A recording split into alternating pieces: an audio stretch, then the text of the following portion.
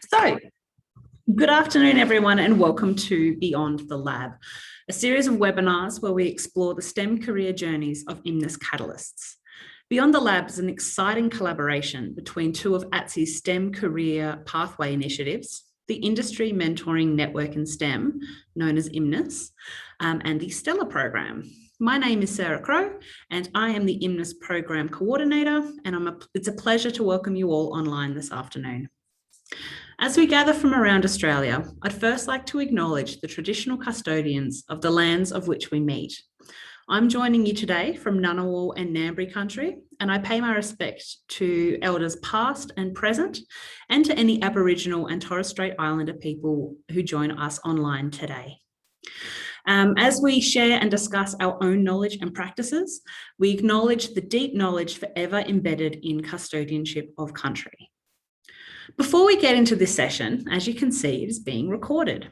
Beyond the Lab and all the talks in your Shape Your Future series are available on the STELR YouTube channel for you to revisit anytime. There's also a Q&A button at the bottom of your screen. So if you have any questions, please drop them in there. We'll get to them during the Q&A discussion after we've heard from our catalysts. Finally, you'll be sent a feedback form after this session to the email that you registered with. Please let us know what went well and what you might like to see in the series next year. So today you'll be hearing about the STEM career journeys of two IMNIS Catalysts. IMNIS Catalyst is a year-long ambassadorship program where competitively selected IMNIS alumni are provided with training and speaking opportunities such as this one to share their STEM career journeys with a broader audience. It's my pleasure today to introduce you to Dr. Marisa Duong and Adam Johnston. I'm going to first invite Marisa to share her story with us today. Marisa is a full-time research scientist based in Perth, and I'm looking forward to hearing her story. Take it away, Marisa. Thank you very much, Sarah, for introducing me. So I'd like to, yes, I'm Marisa, and I am now a full-time research scientist in a biotech company. I'm just going to share with you my journey since high school. And that's actually when I first came to Australia. So I came to Australia as an international student in 2008, October, arrived in a bit of a cold winter from the tropical Vietnam. I did a 10 weeks English course and to prepare for high school. And during school holiday, I have to say that I acknowledge that my opportunity to come to Australia studies thanks to my uncle, who is a farmer.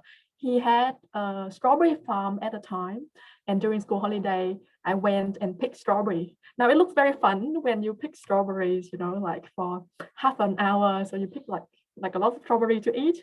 But imagine doing under the heat, the cold for, you know, the whole day from morning to dusk. That's not fun anymore. So I found that so much hard work. I thought that so much labor, and I feel that I was not good at that. I was very slow, whereas others workers was just like going ahead of me. I thought I feel that I would be better off studying at school. And for me, I actually appreciate the more aircon classroom that I had when I got to high school. So my high school was Kalamunda High. It was up the hill in rural Western Australia, not too rural, but rural enough compared to the metropolitan. I was already a nerd, as in like after the farm work, I thought like, oh goodness, like reading and studying is actually way more comfortable. And I actually got into started reading so much. I like reading even textbooks on the human body. And you can see from the picture here when I had another uncle and cousin was going on a road trip. My cousin was like snorkeling, whereas I like, let you go. And I was just doing my reading. I was indeed a nerd, but I loved it. High school went past pretty quickly. And because I like science so much, I picked, you know, two math specialist method that's in Western Australia. I'm not sure what the East is. And I also did physics, chemistry, and human biology. I was really, for me, English was my second language. So I thought any subjects that have fewer English words, I get it more. So for example, maths, the language of maths makes sense to me. It's universal. And for me, it's just logical. And I understood it well. Same with the language of science, and I think it's the logical method of scientific method. So I continue to pursue my passion for science into university. So I decided to do Bachelor of Medical Science and then specialize in biochemistry. And that's also in uni, you know, apart from studies, I could have a variety of experience, like joining a karate club and had other international friends. But ultimately, my love is to be a lab rat. Like being a lab, that's a pipette that you see. I'm not sure if you ever experienced, but that allows you to acquire a very little amount of volumes. For example, like 2 microliters. I don't know if you can imagine that, or like little milliliters, but very accurately. And I just love playing around with these instruments. That's even a simple one. I also had a chance to go to a hospital of women and children.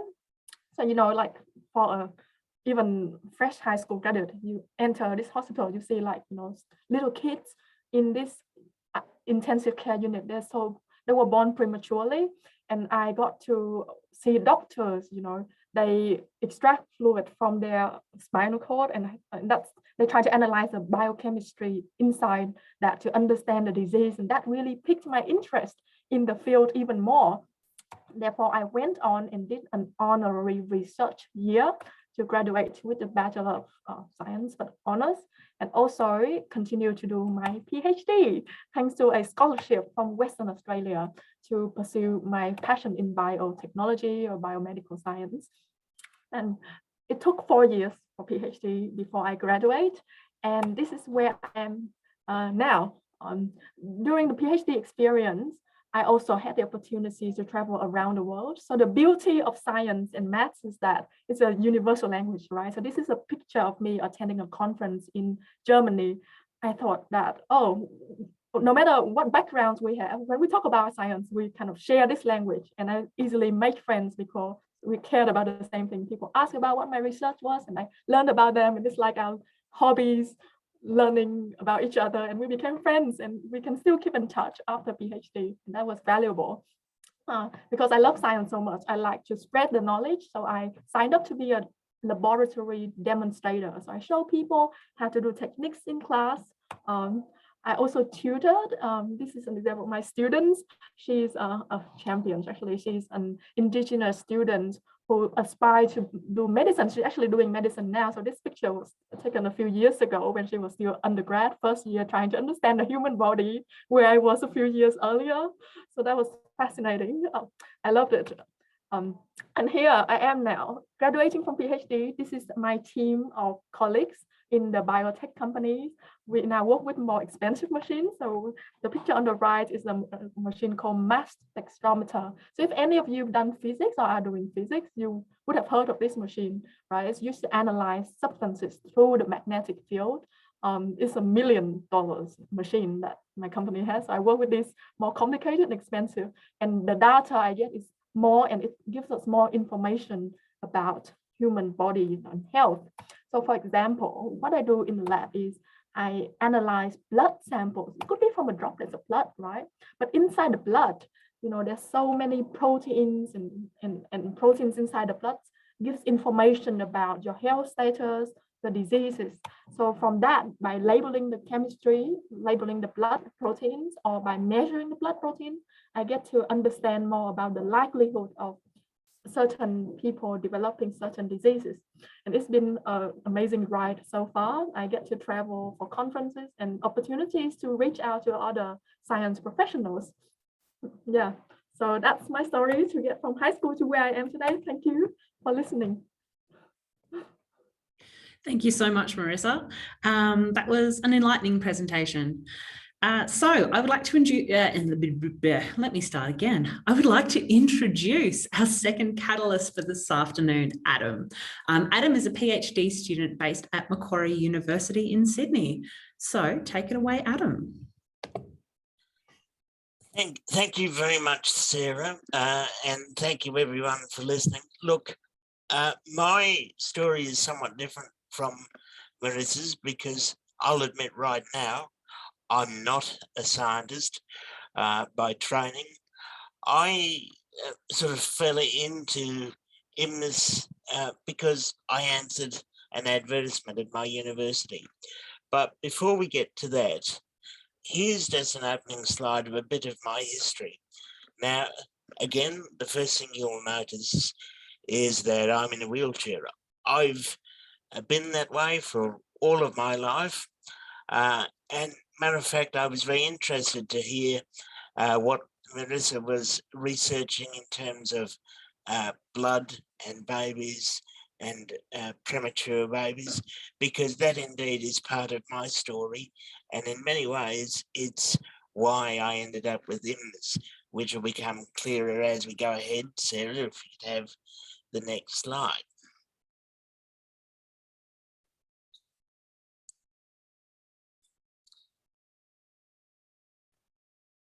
Now, this is a brief series of pictures of my school experience. I went mainly to a small special school in a place called Manly in Sydney. And they managed to deliver via the correspondence school in New South Wales a full set of topics for any high school student. And they also delivered all the therapies and medications that many of my school friends needed to maintain themselves, because a lot of them were far sicker than I was, and they had far more complicated conditions than I had. And you'll notice the change in numbers between the two school photographs, because sadly, several of those students either left school or they passed on due to their conditions. So very early on in life, I learned that life is a fragile thing, particularly if you had conditions that made life even more fragile. And things like muscular dystrophy did do that, and spina bifida. So really and truly, I might have cerebral palsy due to an early birth, but I got away rather lightly when compared to many of my friends. Next slide, please. So at that time in my life, I didn't know what was to be done about it, but progressively, as I started my law degree, and as I also did a politics degree at the same time, I began to become aware of debates in politics, particularly about science, ownership and property. And you'll notice a little picture down there at the bottom of Christopher Reeve and the then New South Wales Premier, Bob Carr. Now, Christopher Reeve, as some of you may remember, was a very famous actor. He played Superman in a number of movies and was known right around the world.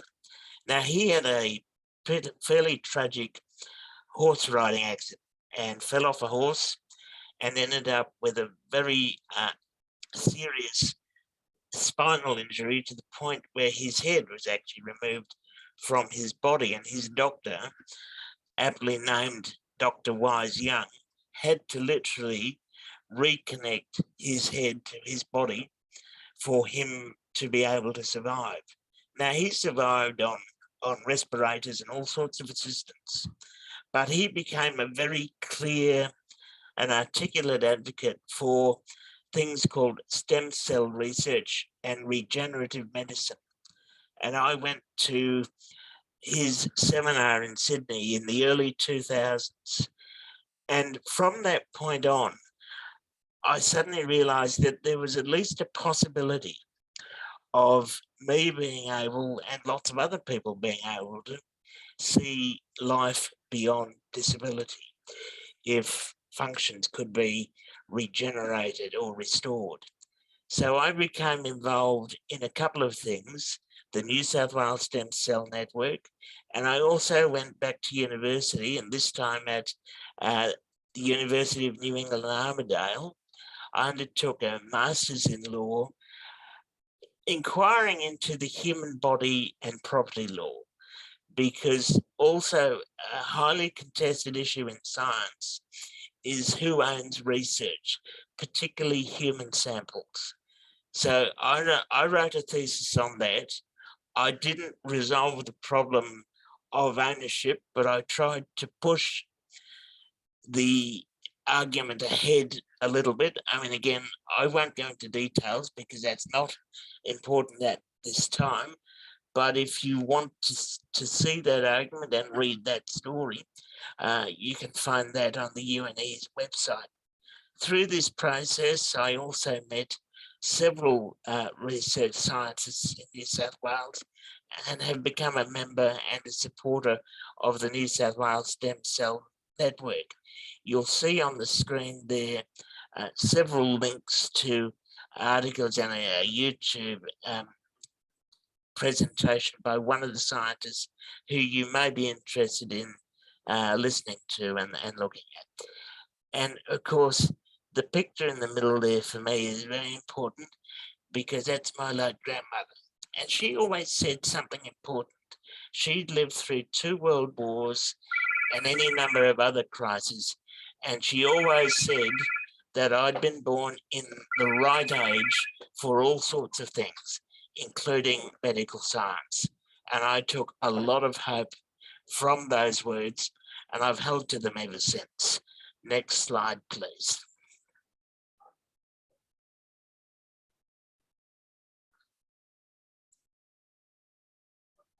I think the most important thing you can learn in pursuing any career, particularly in STEM, is be involved, be active.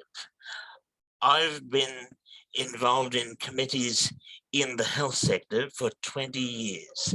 Some of it's been paid, some of it's been voluntary, but it's put me in touch with people who make decisions or who advise those who make decisions, as well as the scientists and researchers who are advising all of these people about the appropriate way to advance not only medical policy or health policy, but all sorts of other areas of social policy and politics generally.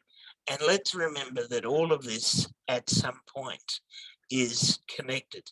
So if you're sitting there thinking, oh, I'm not sure I have all the abilities to pursue a pure STEM career, I would say you don't have to. You can always still be involved. You can always still be interested. I'm not your classic STEM student by any means, but I try to encourage scientists to speak cogently about their work, to sell it to the public, to make people outside the scientific community care about it. And that's another important job that not only I should do, but every scientist should do. You should be able to summarize in one sentence or one paragraph what it is you want to achieve and why it should be important to other people. And that means being involved with groups of other people, either in groups like, say, Rotary or Toastmasters, or in employment. Next slide, please.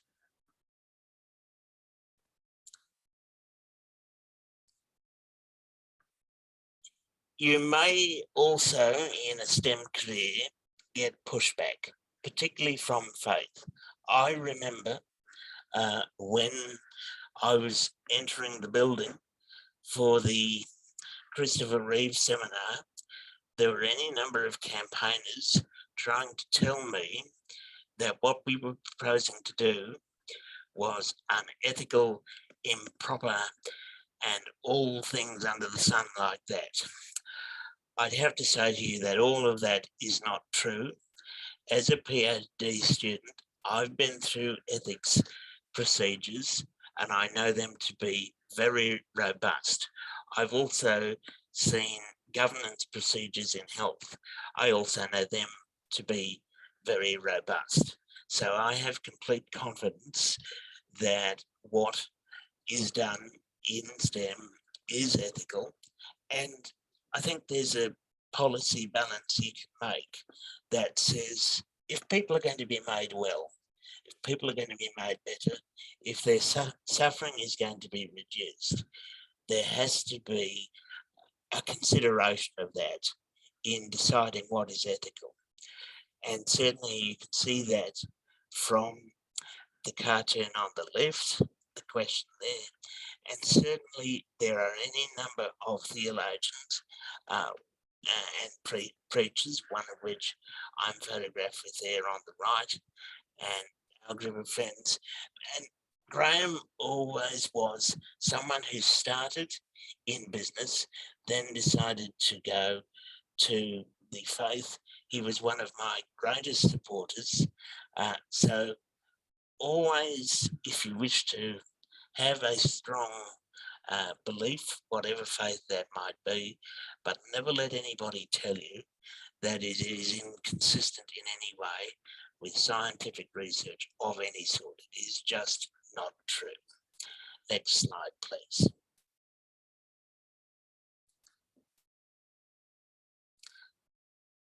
This slide again emphasizes one of the points that I've been trying to make to you throughout this presentation, and that is whatever you want to do in STEM or some related STEM area, always be able to communicate it, and always remember the reason why you're communicating it. The reason I do what I do is not only to make myself better, it's to make those friends who have passed on long ago. And it's also hopefully to the benefit of those who care for me, as you'll see from the right now, so that they can have assurance in the future that I will be better off, or that those that follow me will have a better experience than I did. And let me just say to you that I am convinced with the scientists I have met, the research I have seen, and admittedly, as a lawyer, I'm not an expert, but the fraction I have understood has always left me leaving seminars saying, wow, can they already do that? So I think you're entering onto a fantastic and fascinating area of research and endeavour in STEM, and I would encourage you. Next slide, please.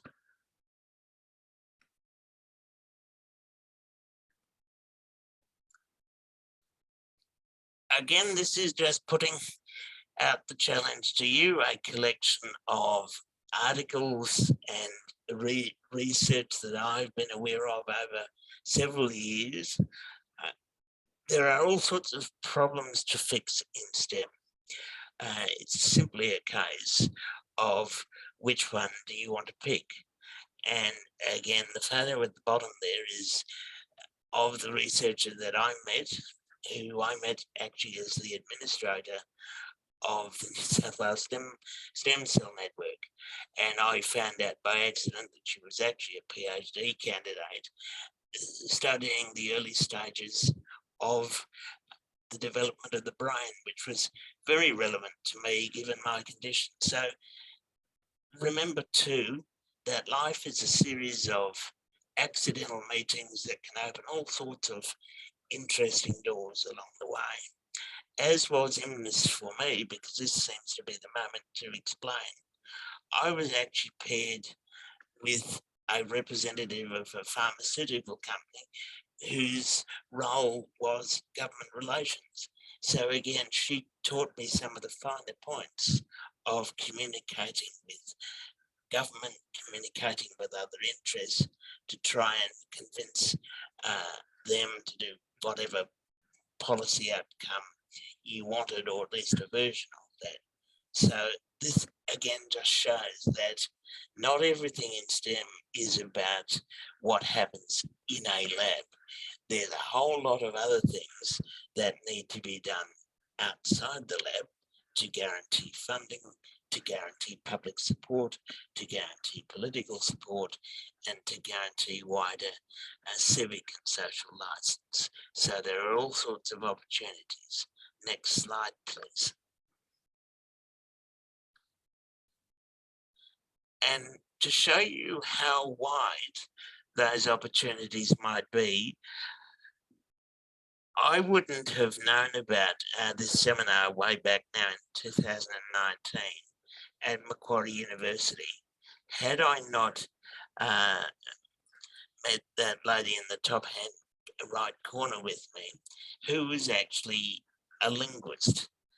Now, the two brothers there, Humboldt, they're actually German and they lived in the 1700s. Between the two of them, they established universities. They established some of the basic principles, not only of linguists, but of language generally, and also the basic scientific method. One of them, the younger one, managed also to put out a theory of global warming back in the 1700s. He worked out that the burning of coal would eventually put more carbon in the atmosphere. And again, between the two of them, they put together what we would understand today as the scientific method.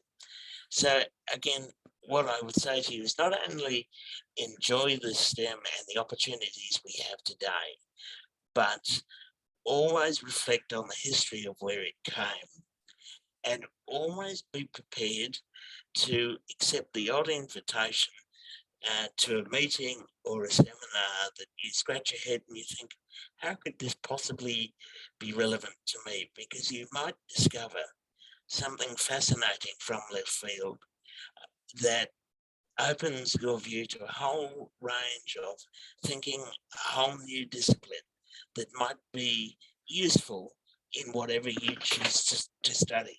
So again, thank you very much for listening, and that concludes my presentation. Thank you, Adam, for that comprehensive presentation. I really liked it. So now it is time to move on to our panel discussion. Just a reminder that we're also accepting questions from the audience. So please use the Q&A button at the bottom of your screen to submit a question. I'm going to start with a question for both of you. What advice would you give to your high school self? I'll start with you, Marisa. It's interesting. During high school, I tried really hard. And at that time, sometimes I had doubts. Will it be for something? Will it be like, will I achieve what I wanted? And at that time, I thought I only like science. It's still vague what exactly I would do in the future.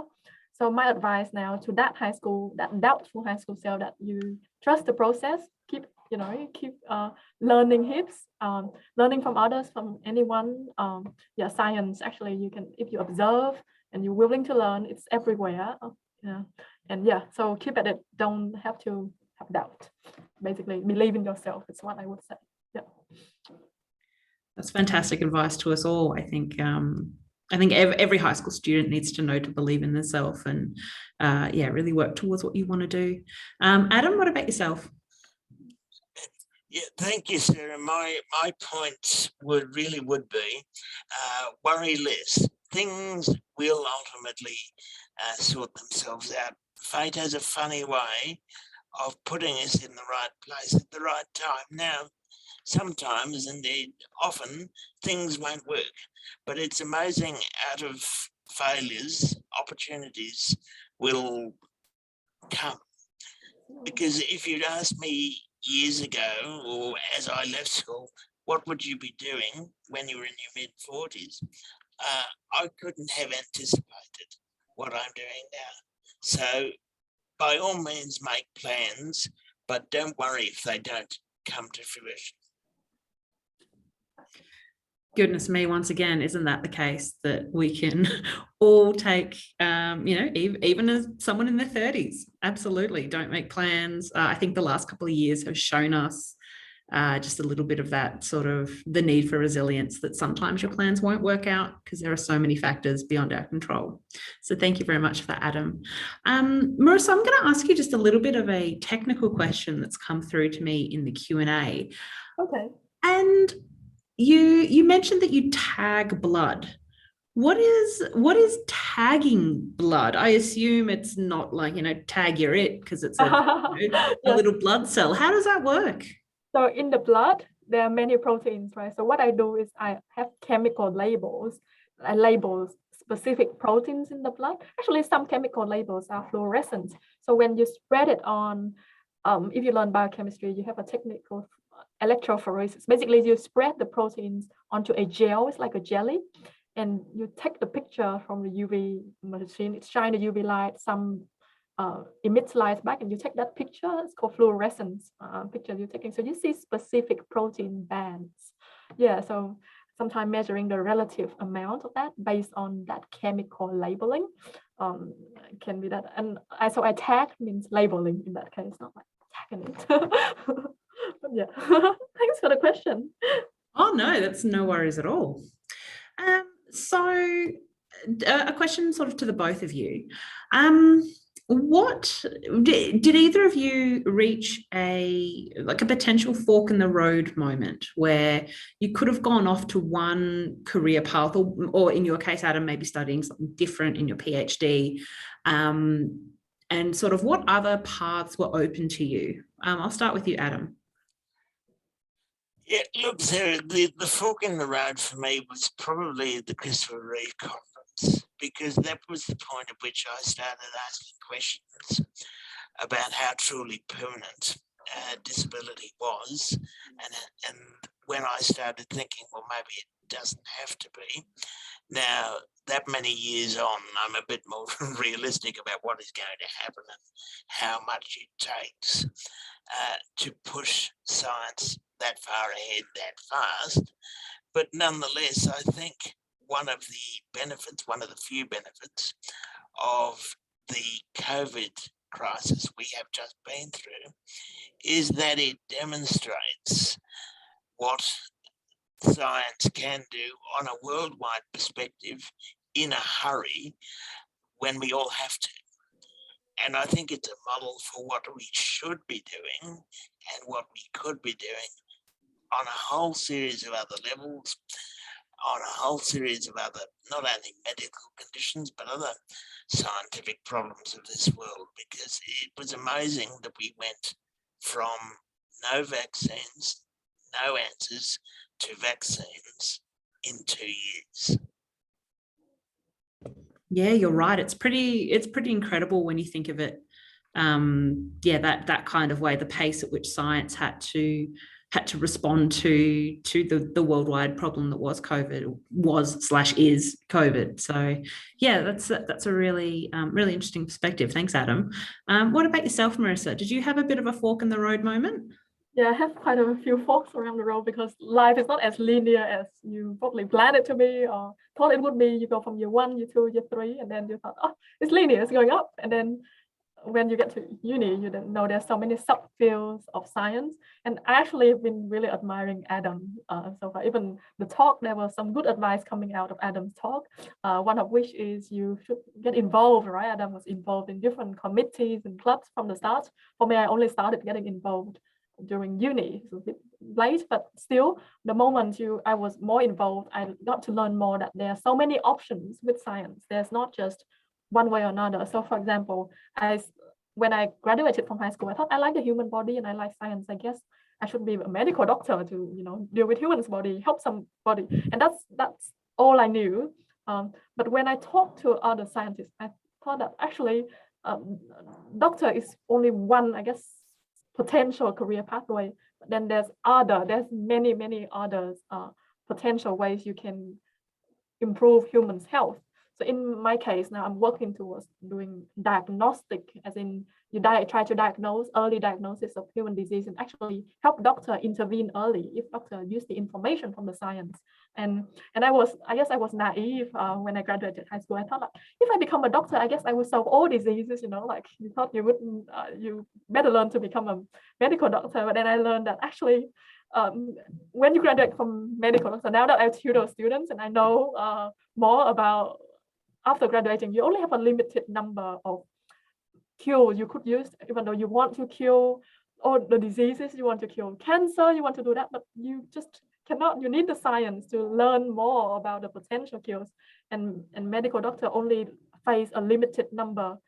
There's already way more now compared to years ago. There's more and more potential treatments, and treatment of cancer patients have improved a lot, or even HIV, the longevity has grown in decades, and a lot of other chronic diseases, but there's definitely always room for better cure. And I thought the answer would be science then. When you're a medical doctor, you probably work more with sick patients, but when you're a scientist, you work with other smart scientists who like have this interesting ideas that will, make you feel in awe, and then, I want to work with them and learn from them. So it's a different kind of career path, but I wouldn't say that's any less interesting. Yeah. So the focus there. That's right. I guess you kind of you go into things thinking that it's the doctors themselves that are solving the problems, but it's actually them working with a team of scientists behind the scenes who may not, they like, I assume that you don't necessarily see the patient side of things, but you work closely with the doctors to try and get better forms of diagnosis and better ways to deliver drugs, things like that. So yeah, it's a different way of thinking about the helping people. Just because you're a scientist, that doesn't mean you're not helping people.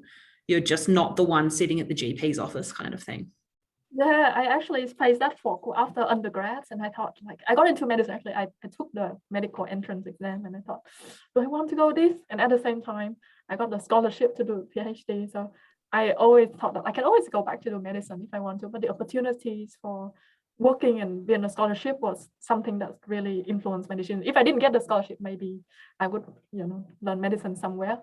Yeah, so the opportunities was there as well. Like life throw curveballs, or like things that you didn't plan for, things sort itself out in the end. You're right. Yeah, absolutely. Thanks so much, Marisa. Adam, I've got a question here for you.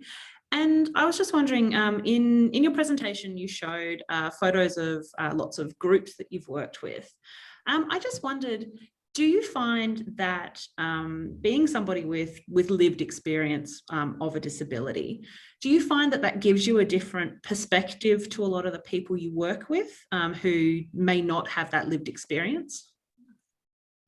Look, it might. I mean, I guess in a funny sort of way, you should probably be asking the people that I work with whether they are surprised or suddenly hear a different perspective. I certainly know from my work on some health committees that actually I was paid one compliment in particular that I've always tried to model what I do subsequently on and do it again and again. But one director of medicine in our committee said, hold on a minute, when Adam speaks, it's like the canary at the bottom of the coal mine when the patient says, oh, I don't understand this, or I don't like this, or if I was listening to this and thinking, or this would be what I was thinking and I wouldn't be happy about it, let's just stop and reflect on, does this procedure work?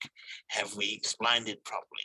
So look, I simply try to bring the perspective that I bring on the basis that I've been a patient in a hospital more times than I care to remember.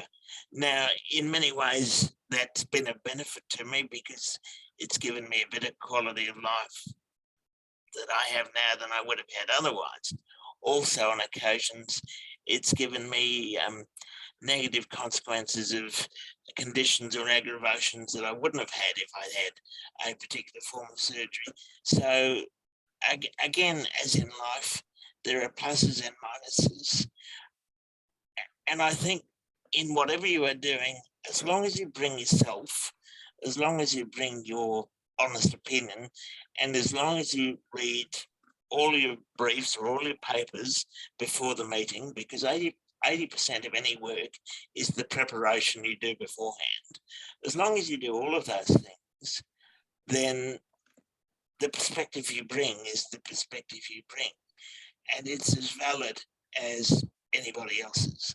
Now, I might not have the skills of the clinicians around me, but what that says is work to build the credibility so that the other people in the room know that when you speak or when they ask you something, they'll get an answer they can use and understand.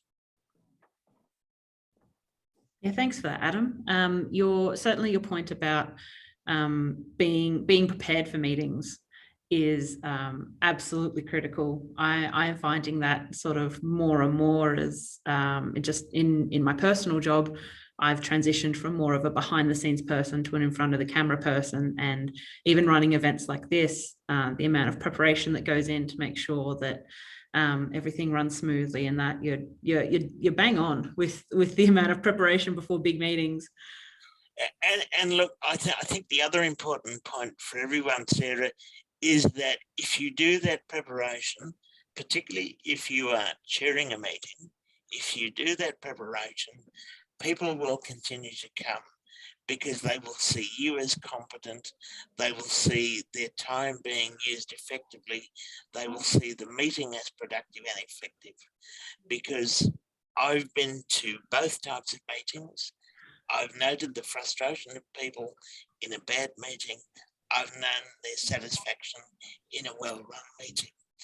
And again, whenever I have to chair a meeting, I like to think and I like to prepare in terms for a well-run meeting where everybody gets a chance to say something, do something, and even if they don't, feel satisfied that they've spent a productive hour. Absolutely. And that's definitely something our high school students have to look forward to, the endless adult world of not necessarily productive meetings. Alrighty, so we probably have time for one more question for the two of you, and it's one that has come through from our audience, and it's what have, to the both of you, what is something that you have worked on or been a part of that makes you extremely proud to have worked on that or to have discovered that or something like that? So I'll start with you, Marisa. Oof. Okay, I had many moments of achievements. So I feel that everything is a build up for the others. Even my failure is something I feel proud of myself for having overcome that and become better. So talk about a single movement. For example, during high school, because I studied industriously, I graduated with the highest ATAR during high school, and that was after 3 years in Australia. So that's something I was proud of. And then I did the research placement, as I mentioned, in the King Edward's Memorial Hospital. I guess thanks to that success, I guess they trust me to be placed in a place with a lot of sick children that I behave, like I actually here to learn and work with other nurses. And I did that in parallel with universities, but I still did well in both. So for me, that I also contributed to an international research project. So be a small part of the team, I still feel proud, even though I wouldn't say that, I'm lead the project. And then that continue, and I actually led the project in the company now. And then it helps, finish a project with a collaborator and things like that. I feel that I've been building up myself, and to be honest, I'm only the start of my long scientific career ahead. So I would celebrate little achievements throughout the career and try to keep growing. It's what I would say. No, I really like that. It is, I think it's incredibly important to be proud of all your little achievements, because as you said, they all build on one another, and it can turn into something that you are super duper proud of. Adam, what about you? Sarah, well, I mean, I can't claim to have done something scientific or discovered something. I guess what I can say, pretty much like Marisa, take pride in all your little achievements, because when they accumulate, they're not so little. And I think the first one for me was the realization that I was the first one at my small special school to take out a higher school certificate.